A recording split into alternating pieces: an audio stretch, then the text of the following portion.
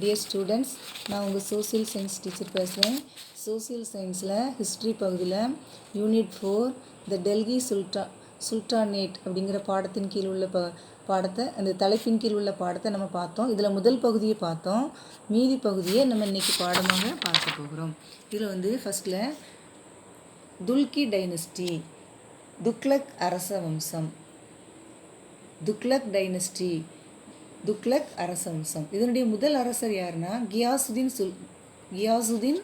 துக்ளக். இவர் தான் இந்த துக்ளக் வம்சத்தின் முதலாம் அரசர். அதற்கு அடுத்த இரண்டாம் அரசர் முகமது பின் துக்ளக். இரண்டாம் அரசர் முகமது பின் துக்ளக். இந்த முகமது பின் துக்ளக்கை பற்றி நம்ம இதில் பார்க்குறோம். இதில் இவர் Tughlaq ruled as sultan for 25 years.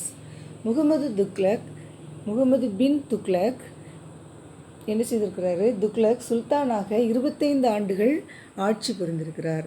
Tughlaq ruled as sultan for 25 years. அவர் என்ன செய்திருக்கிறாரு? 25 ஆண்டுகள் சுல்தானாக ஆட்சி புரிந்திருக்கிறார். அடுத்தது ஃபிரோஷா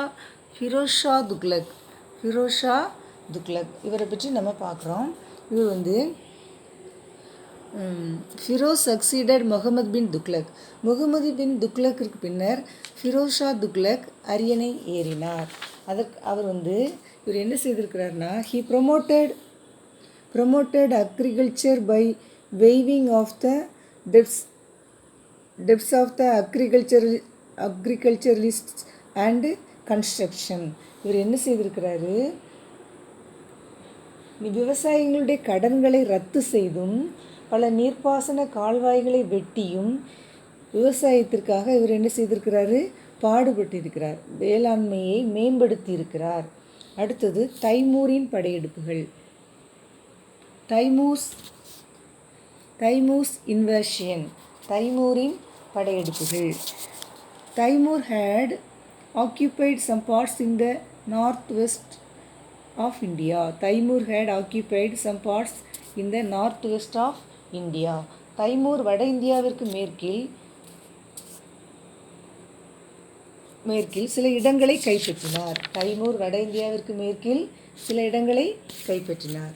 அவருக்கு அடுத்தது சையத் அரச வம்சம், அதான் சையத் டைனஸ்டி, சையது அரச வம்சம். Timur had left behind his representative Khizir Khan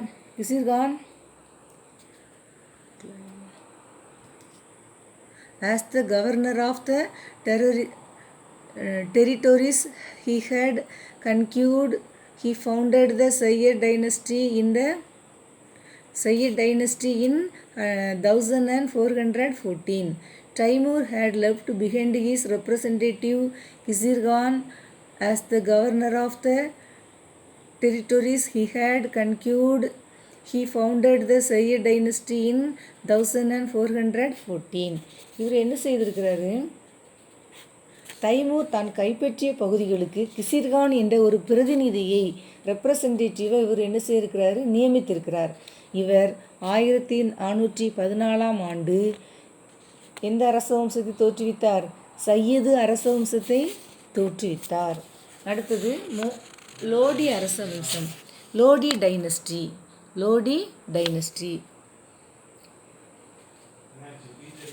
பஹலுல் லோடியை தொடர்ந்து பஹலுல் Lodi was succeeded by his son Sikandar Lodi. பலோல் Lodi was succeeded by his son Sikandar Lodi. பஹலுல் Lodi தன்னுடைய மகன் சிக்கந்தர் லோடியை சுல்தானாக பொறுப்பேற்க செய்தார். Sikandar was the patron of arts and learning. இவர் கலைகளையும் கல்வியையும் ஆதரித்தார். He founded the city of Agra and made it his capital. இவர் என்ன செய்கிறார்? ஆக்ரா நகரை நிர்மாணித்த அவர் ஆக்ராவை டில்லி சுல்தானுக்கு தலைநகராக மாற்றினார். அடுத்தது thus the Lodi dynasty and the Delhi Sultanate were ended by Babur, who went on to establish the Mughal Empire in India. அதில் என்ன சொல்லியிருக்கு? லோடி அரச வம்சத்திற்கும் டெல்லி சுல்தானியத்திற்கும் முற்றுப்புள்ளி வைத்த பாபர் முகலாய பேரரசை நிறுவினார். அந்த லோடி அந்த துக்ளக் அரச வம்சத்திற்கு பிறகு எந்த அரசு ஆட்சி பொறுப்புக்கு வருகிறது? முகல் எம்பையர், முகலாய பேரரசு ஆட்சி பொறுப்பை ஏற்கிறது. இந்த பாடம் இவ்வளோதான். இதுக்கு பிறகு உள்ள நீங்கள் கொஸ்டின் ஆன்சருக்கு நீங்கள் எல்லோரும் என்ன செய்யணும்? ஆன்சர் கண்டுபிடிச்சி நோட்டில், சோஷியல் சயின்ஸ் நோட்டில் நீங்கள் எல்லோரும் எழுதியிருக்கணும். இதை நாங்கள் கரெக்ட் பண்ணுவோம் நீங்கள் ஸ்கூலுக்கு வரும்போது.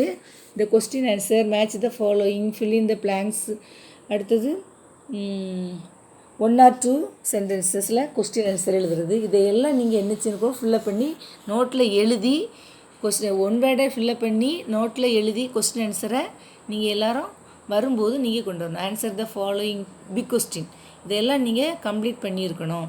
சரி மாணவர்களே, இதோடு இந்த பாடம் முடிகிறது. அடுத்த பாடத்தில் நம்ம சந்திப்போம்.